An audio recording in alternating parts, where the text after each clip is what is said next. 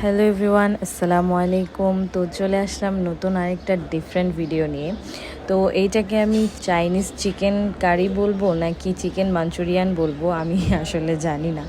তো কথা বেশি না বাড়িয়ে ভিডিওটা স্টার্ট করা যায়। তো প্রথমেই আমি চিকেনগুলোকে ভালোভাবে ধুয়ে নিয়েছি। তো এখানে আমি পরিমাণ মতো সয়া সস, গোলমরিচের গুঁড়া, তারপরে আদা রসুন, লবণ, বেসিক যেগুলো দিতে হয় সবই দিছি। শুধুমাত্র মরিচের গুঁড়োটা আমার কাছে ছিল না, তাই আমি বাসায় রেগুলার যে মশলাটা ব্যবহার করি, মানে হলুদ, মরিচ আর ধনিয়ার মিক্সটা, সেটা আমি এখানে ইউজ করেছি। আপনাদের বাসায় এক্সট্রা মরিচের গুঁড়া থাকলে শুধু মরিচের গুঁড়া দিয়ে ম্যারিনেশনটা করবেন।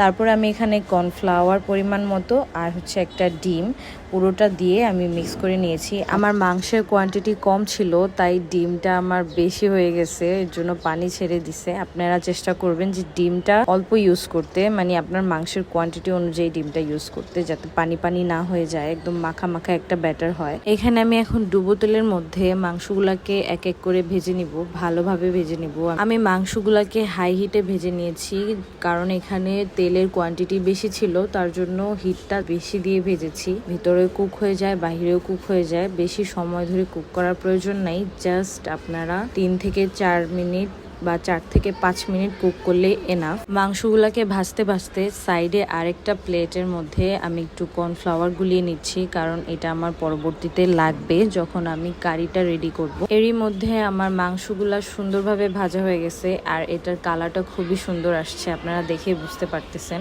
আর এটা যখন আমি রেস্টে রেখে দেবো, তখন এটার কালারটা আরেকটু চেঞ্জ হয়ে আসবে। এই কথাটা আমি সবসময় বলে থাকি, কজ ডুবো তেলে কোনো জিনিস ভাজলে ওইটার রংটা ওঠানোর পরে একটু ডিফারেন্ট হয়ে যায়, আর একটু ডার্ক হয়ে যায়। এখন আমি সেই সেম প্যানের মধ্যে 2 টেবিল চামচের মতো তেল দিয়ে তার মধ্যে রসুন কুচি আর আদা কুচি দিয়ে ভালোভাবে ভেজে নিব।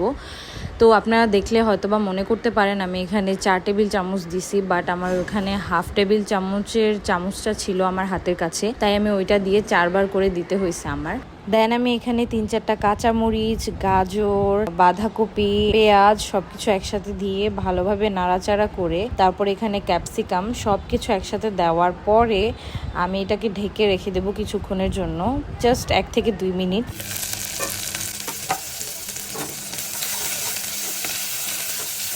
তারপরে যেহেতু আমি একটু ঝাল খেতে পছন্দ করি, তাই এখানে একটা শুকনা মরিচ গুঁড়া করে দিয়ে দিয়েছি। অ্যান্ড এখানে একে একে করে মাংসগুলা দিয়ে দিব। মাংসগুলা দেওয়ার পরে আমি টমেটো সস, চিলি সস আর হচ্ছে সয়া সস একসাথে ভালোভাবে দিয়ে মাংসটার সাথে আমি মিক্স করে নিব। মিক্সটা করা হয়ে গেলে আমি সামান্য একটু পানি দিব, অতিরিক্ত দিব না, সামান্য একটু পানি দিয়ে কিছুক্ষণের জন্য জাল করার পরে সামান্য পরিমাণের গোলমরিচের গুঁড়া আর হচ্ছে লবণ আমি এর মধ্যে দিয়ে দিব। সসে যেহেতু অলরেডি লবণ থাকে, তো চেষ্টা করবেন লবণটা একদম পরিমাণ মতো অল্প করে দিতে।